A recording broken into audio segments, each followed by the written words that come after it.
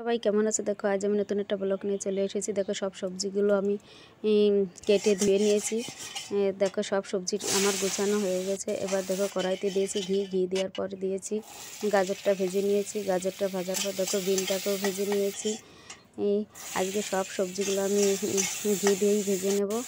যেহেতু দেখো এটা আছে ক্যাপসিকামটাও ভেজে নিয়েছি। দেখো সবটাই আমি সম্পূর্ণটাই ঘি দিয়ে ভাজবো আজ।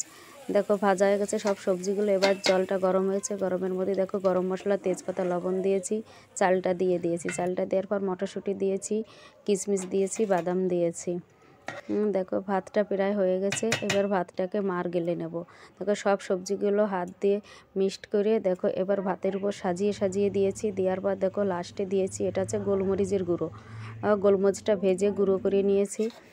দেখো এটাকে এবার ভাতটাকে মিক্সড করে নেব। দেখো মিক্সড করা হয়ে গেছে ভাতটা। আজ রান্না করেছি ফ্রাইড রাইস আর এটা হচ্ছে চিংড়ি মাছ ভাপা। আজকের মেনু আমার এইগুলো।